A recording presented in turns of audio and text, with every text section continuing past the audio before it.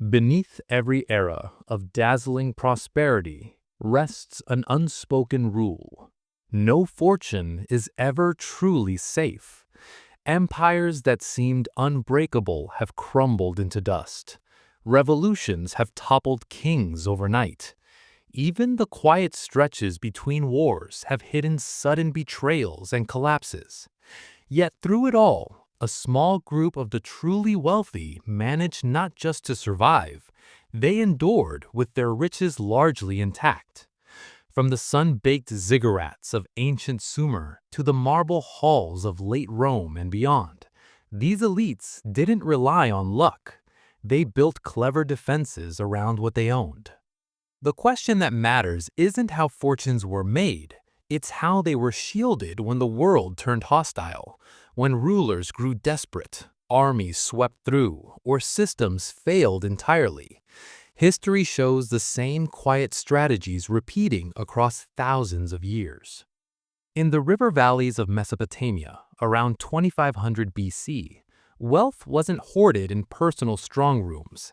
The most powerful merchants and priest kings channeled their silver and barley into something far more secure: the great temple complexes. These weren't only places of worship, they were the economy's unbreakable vaults.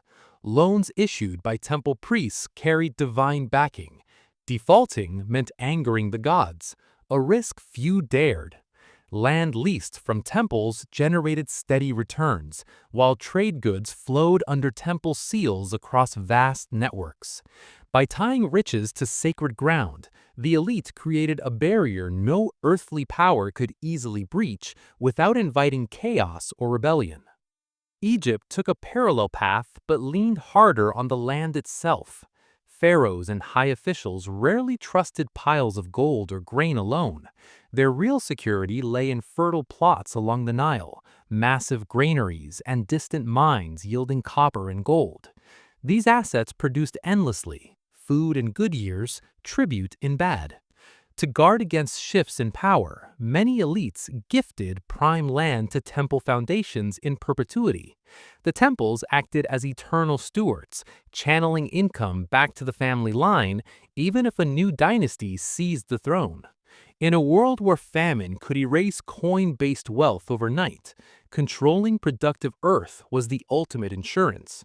No ruler could confiscate it without starving the very people who sustained him. By the time of classical Greece, around 500 BC, merchants in city-states like Athens and Miletus faced a different threat: sudden wars between neighbors. A single defeat could see warehouses emptied and property seized. Their answer was deliberate scattering. Wealth flowed into ships that traded across the Mediterranean, deposits left with trusted bankers in rival cities, and shares in voyages that spread risk. A merchant might keep enough in his home port for daily needs.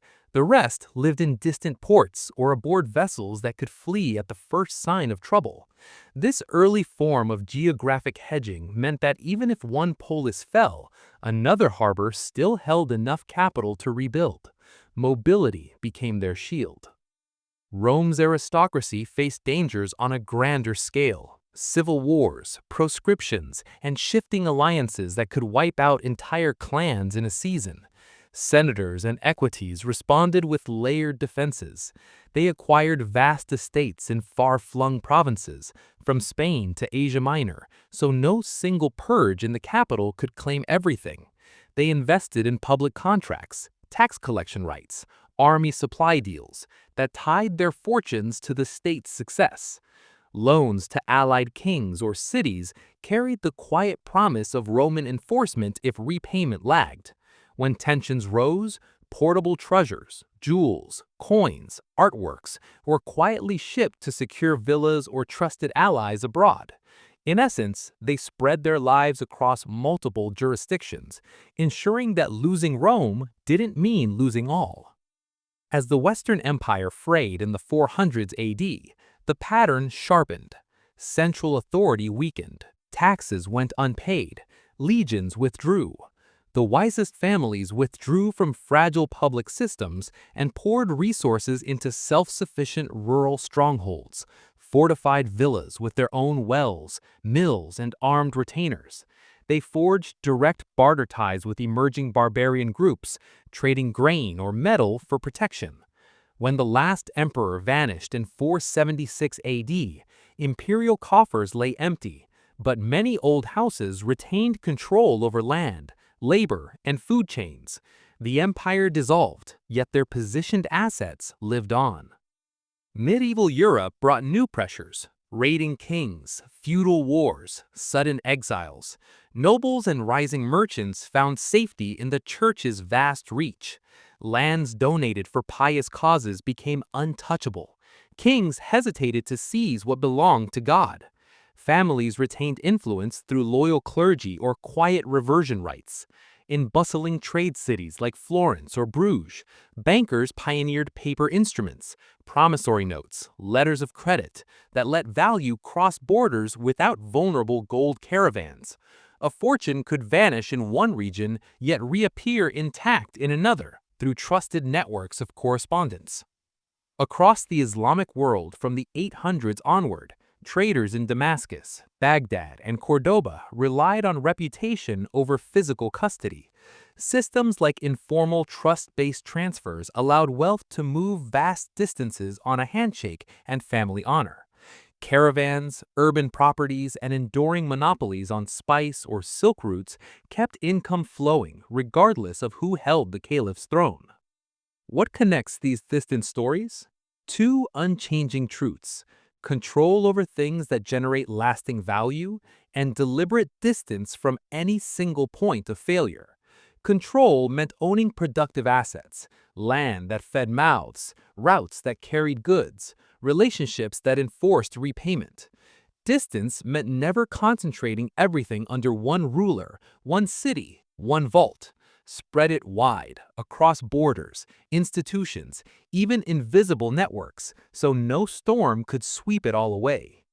Today the threats wear modern faces: frozen accounts, sudden devaluations, market panics, creeping erosion of savings.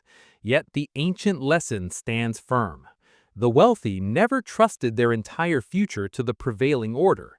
They acted ahead of crisis, weaving protections into the world around them. True security isn't measured by how much you hold, it's measured by how much can survive when everything else breaks. History whispers this again and again: those who master distance and control outlast the rest. If these old stories sparked a new way of thinking about your own path, hit subscribe. There's more hidden wisdom in the past waiting to be uncovered.